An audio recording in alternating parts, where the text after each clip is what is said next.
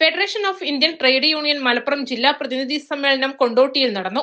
കൊണ്ടോട്ടി മർക്കസ് ഹാളിൽ നടന്ന സമ്മേളനം FITU സംസ്ഥാന പ്രസിഡന്റ് ജ്യോതിവാസ് പറവൂർ ഉദ്ഘാടനം ചെയ്തു. തൊഴിലവകാശങ്ങൾ സംരക്ഷിക്കാൻ സർക്കാർ തയ്യാറാവണമെന്ന് അദ്ദേഹം ആവശ്യപ്പെട്ടു.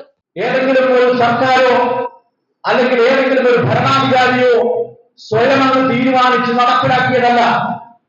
മറിച്ച് നമ്മുടെ രാജ്യത്തിന്റെ സ്വാതന്ത്ര്യത്തിന്റെ ചരിത്രം എടുത്ത് പരിശോധിക്കുമ്പോൾ നമ്മുടെ പൂർവികർ നേടിയെടുത്ത ഉജ്ജ്വലമായ പോരാട്ടങ്ങളിലൂടെ നേടിയെടുത്ത സ്വാതന്ത്ര്യ സമരത്തിന്റെ ചരിത്രം നമ്മൾ പരിശോധിക്കുമ്പോൾ നമ്മൾ അതിൽ അഭിമാനം കൊള്ളുന്നവരാണ്.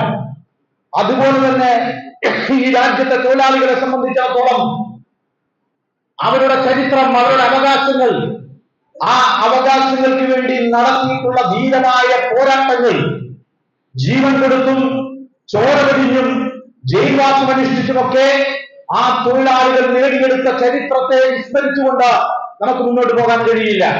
ക്ഷേമനിധി ബോർഡുകൾ ലയിപ്പിച്ച് നിലവിലുള്ള ആനുകൂല്യങ്ങൾ ഇല്ലാതാക്കുവാനുള്ള നീക്കത്തിൽ നിന്നും സർക്കാർ പിന്മാറണമെന്ന് സമ്മേളനം ആവശ്യപ്പെട്ടു. ജില്ലാ പ്രസിഡന്റ് കൃഷ്ണൻ കുനിയിൽ അധ്യക്ഷത വഹിച്ചു. ജില്ലാ സെക്രട്ടറി ഫസിൽ തിരൂർക്കാട് പ്രവർത്തന റിപ്പോർട്ട് അവതരിപ്പിച്ചു.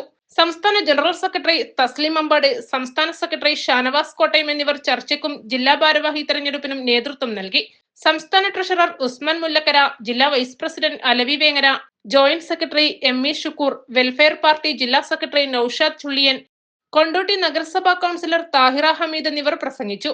NK റഷീദ്, സുഭദ്ര വണ്ടൂർ, സൈദാലി വലമ്പൂർ, T അഫ്സൽ നവാസ്, സലീം പറവണ്ണ, മുജീബ് കോലോളമ്പ്, ജമാൽ കൂട്ടിൽ തുടങ്ങിയവർ നേതൃത്വം നൽകി. East Live, Kondotty.